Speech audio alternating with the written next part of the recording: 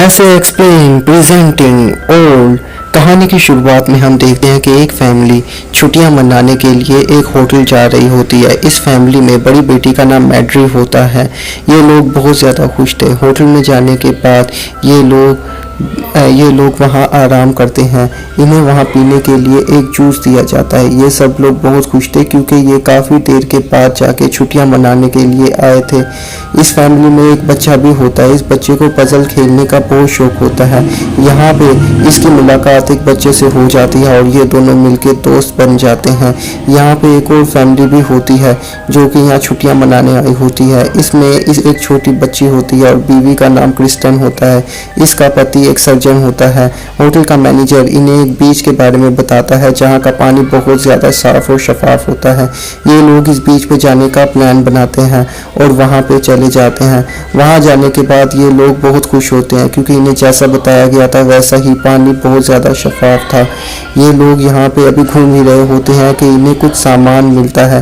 ये लोग सोचते हैं कि ये सामान किसका है। फिर इन्हें लगता है यहाँ पे जो पहले लोग आए होंगे ये सामान उन्हीं का होगा, मगर ये हैरान थे जो लोग पहले यहाँ पे आए थे वो अपना सामान यहाँ पे क्यों छोड़ के जाएंगे।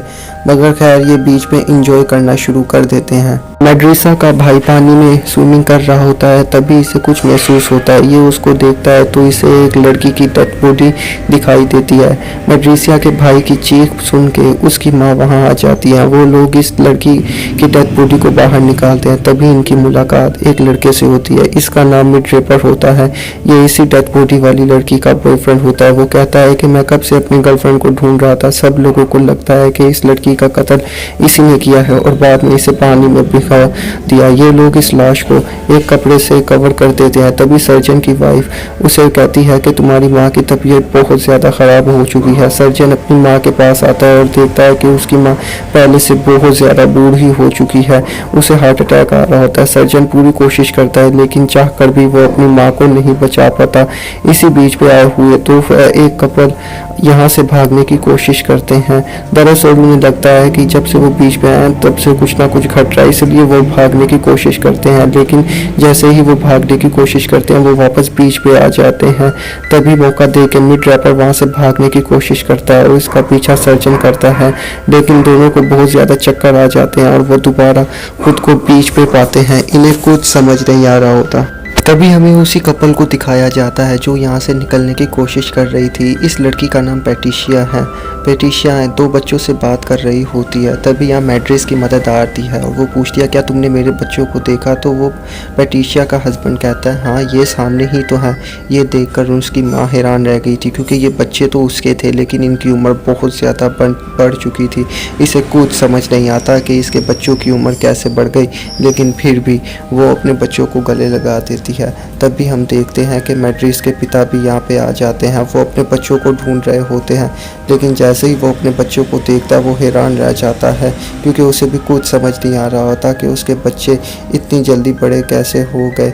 ये लोग आपस में लड़ना शुरू कर देते हैं। सर्जन सबसे ज़्यादा कसूरवार मैड रैपर को कहता है। वो कहता है कि जब से तुम यहाँ पे आए हो तब से हमारे साथ कुछ ना कुछ हो रहा है। मुझे लगता है कि ये सब कुछ तुम्हारी वजह से ही होता है। तभी हम देखते हैं कि क्रिस्टन की बेटी और मैड्रिव्स का भाई एक तंबू में जाते हैं, लेकिन कोई इस बात पे ज़्यादा तवज्जो नहीं देता। सब लोगों को यहाँ से निकलने की पड़ी हुई थी।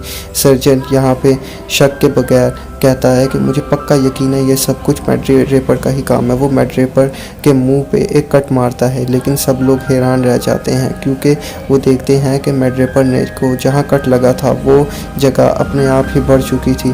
सब लोगों को कुछ समझ नहीं आ रही थी। वो लोग फिर कैलकुलेशन करना शुरू कर देते हैं। वो समझ जाते हैं कि इस बीच पे गुजारा गया हुआ आधा घंटा 1 साल के बराबर है, यानी इन्हें इस बीच से जल्दी निकलना होगा क्योंकि अगर इन्हें यहाँ पे 24 घंटे हो गए तो ये लोग मर जाएंगे क्योंकि 24 घंटे के होते ही इनकी उम्र 70 से 80 साल के करीब हो जाएगी।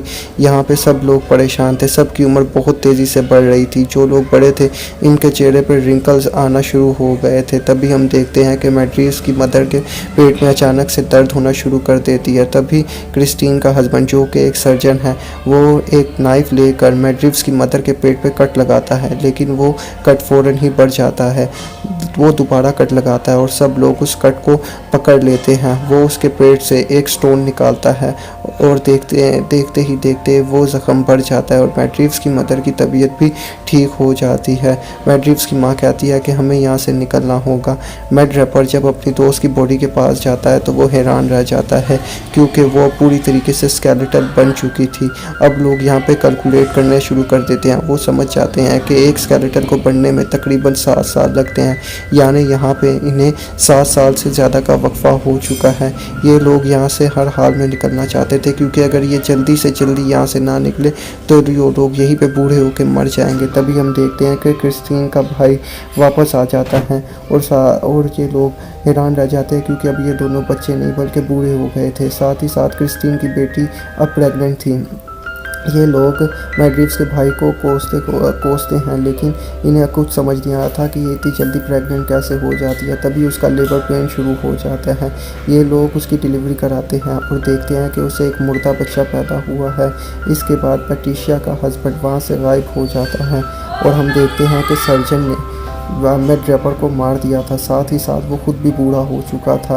मैट रिव्स का बाप सर्जन से चाकू ले लेता है और कहता है कि तुम्हें यहाँ पे रुकना होगा, तुम हमारी आखिरी उम्मीद हो।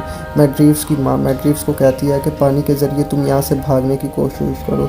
मैट रिव्स ऐसा ही करती है और तभी उसे पैट्रिशिया के हस्बैंड की बॉडी दिखाई देती है। ये देख के वो बहुत ज़्यादा डर जाती है। ये लोग उस पैट्रिशिया के हस्बैंड की बॉडी को पानी से बाहर लाती है। पैट्रिशिया उसे देख के बहुत ज़्यादा रोती है। इसके बाद हमें मैट रिव्स के भाई को दिखाया जाता है कि जो कि क्रिस्टीन की बेटी के साथ बैठा हुआ होता है।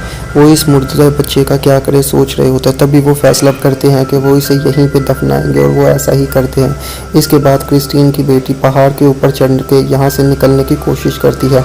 मैट रिव्स का भाई उसे समझाता भी है, लेकिन वो उसकी एक बात भी नहीं मानती और वो पहाड़ पर चढ़ना शुरू कर देती है। बहुत ऊंचाई पर चढ़ने के बाद उसे बहुत ज़्यादा चक्कर आते हैं और वो वहीं से गिर जाती है। लोग क्रिस्टीन की बेटी को वहीं दफना देते हैं और यहाँ से निकलने की कोशिश करते हैं। तभी हमें पैट्रिशिया को दिखाया जाता है जिसे मिर्गी का दौरा पड़ता है। ये दौरा बहुत ज़्यादा ख़तरनाक होता है, इतना ख़तरनाक कि उसके मुंह से झाग आना शुरू हो जाता है और उसकी वहीं मृत्यु हो जाती है। ये सब लोग पैट्रिशिया की लाश को देख के बहुत ज़्यादा परेशान थे। तभी हमें क्रिस्टीन को दिखाया जाता है जो कि इतनी बूढ़ी हो गई थी कि वो पहचान में ही नहीं आ रही थी। मैट रिव्स के बाप को ठीक से दिखाई नहीं दे रहा था। मैट रिव्स की माँ को ठीक से सुनाई नहीं दे रहा था। वो समझ चुके थे कि अब उनका अंत करीब है। वो लोग वहीं पे आग जलाकर बैठने की कोशिश करते हैं। तभी सर्जन उन पे अटैक कर देता है। मैट रिव्स की माँ किसी तरीके से अपने पति को बचा लेती है और सर्जन पे वार कर देती है। सर्जन वहीं पे बैठा मर जाता है। इसके बाद ये लोग अपनी जान बचाने के लिए एक गाड़ में चले जाते हैं। वहीं क्रिस्टीन होती है जिसे एक अजीब तरह की बीमारी हो चुकी है। वो उस बीमारी से वहीं दम तोड़कर मर जाते हैं। सुबह होते होते यहाँ पे सिर्फ मैट रिव्स और उसका भाई बचता है क्योंकि ये लोग जब यहाँ पे आए थे अब बच्चे थे और अब ये 40 साल के करीब हो चुके हैं। तभी इन्हें याद आता है कि होटल में ये लोग बच्चे के साथ एक नक्शा लेके आए थे। जब इस नक्शे को पढ़ते हैं तो इन्हें यहाँ से निकलने का रास्ता मिल जाता है। ये समझ जाते हैं कि इन्हें यहाँ से निकलने के लिए पानी से होते हुए जाना होगा। ये फैसला करते हैं कि ये लोग पानी में से होते हुए यहाँ से जाएंगे, इसीलिए ये लोग पानी में डुबकी लगा देते हैं। ये लोग जब पानी में तैर ही रहे होते हैं तभी मैट रिव्स के कपड़े किसी झाड़ में फंस जाते हैं। मैट रिव्स का भाई अपनी बहन के कपड़ों को निकालने की पूरी तरह से कोशिश करता है, लेकिन वो इसमें पूरी तरीके से नाकामयाब हो जाता है। इसके बाद हमें दिखाया जाता है कि एक पूरा दिन गुजर चुका है। इन्हीं बीच पर एक शख्स मॉनिटर कर रहा था, लेकिन जब वो शख्स यहाँ पे आता है तो बताता है कि यहाँ पे मौजूद सब लोग मर चुके हैं। फिर हमारी असल कहानी का पता चलता है। ये सब इनकी उम्र इसलिए बढ़ रही थी क्योंकि होटल में जाने के बाद इन्होंने जो ड्रिंक पी थी उस ड्रिंक में एक तरह का केमिकल था जिसकी वजह से इनकी उम्र बढ़ रही थी। दरअसल ये लोग ह्यूमन एजिंग पे स्टडी कर रहे थे। अगर ये लोग सरकार से इजाज़त मांगते तो इन्हें डायरेक्टली इजाज़त नहीं मिलती, इसलिए ये लोग सरकार से गैर कानूनी होकर इंसानों पर ये लोग एक्सपेरिमेंट कर रहे थे। इसके बाद ये लोग होटल में अगले कस्टमर को कहते हैं कि हमारे यहाँ पर एक बीज है, आप लोगों को चाहिए कि इस बीज में चाहे आए और यहाँ पे विजिट करे। दरअसल इनके अब तक के सारे एक्सपेरिमेंट फेल हो चुके थे, इसलिए ये लोग इस एक्सपेरिमेंट को कामयाब करने के लिए और लोगों पर एक्सपेरिमेंट कर रहे थे। तभी हम देखते हैं कि वेट्रेस के साथ एक शख्स टकराता है और जब वो इस शख्स को देखती है तो ये सब हैरान रह जाते हैं, क्योंकि ये मैड्रिव्स का भाई था। जिस दिन एक पैट्रिशिया की कमीज़ फंस गई थी, मैड्रिव्स के भाई ने किसी तरीके से इसकी कमीज़ को निकाल लिया था और ये लोग वहाँ से निकल गए थे।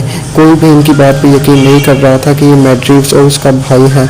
इसीलिए ये लोग उस चीनी बच्चे के पास जाते हैं और उसे कहते हैं कि तुम हमारे भाई हो, तो तुम मेरे दोस्त हो और भैया बता दो कि ये सब क्या हो रहा है। और वो यकीन दिलाता है कि यही मैड्रिव्स और ये है। इसके बाद इनकी पूरी तरीके से खुल जाती है और सरकार इनकी सारी फंडिंग बंद कर देती है और उन्हें जेल भेज देती है। मैड्रिव्स और उसकी भाई अपनी ज़िंदगी गुजारने के लिए अपनी आंटी की तरफ जा रहे होते हैं। ये लोग पूरी तरीके से बूढ़े हो चुके थे, लेकिन अभी इन्हें ज़िंदगी गुजारने के सही तरीके से तंज़ हयात नहीं आते थे। हर वो एक्सपेरिमेंट जो इंसानी तारीख के ख़िलाफ़ हो और इंसान को बर्बाद कर दे, ऐसे एक्सपेरिमेंट को बैन कर देना चाहिए। उम्मीद है कि आपको ये कहानी आज की हमारी पसंद आई होगी, और अगर आप इस चैनल पर नए आ गए हैं तो इस चैनल को सब्सक्राइब कीजिए। अगर आपको वीडियो पसंद आ जाए तो इसे लाइक कीजिए और अपने दोस्तों के साथ शेयर कीजिए। मिलेंगे अगले दिन किसी और वीडियो के साथ, तब तक के लिए अपना ख्याल रखिए, सुरक्षित रहिए। अल्लाह हाफिज़।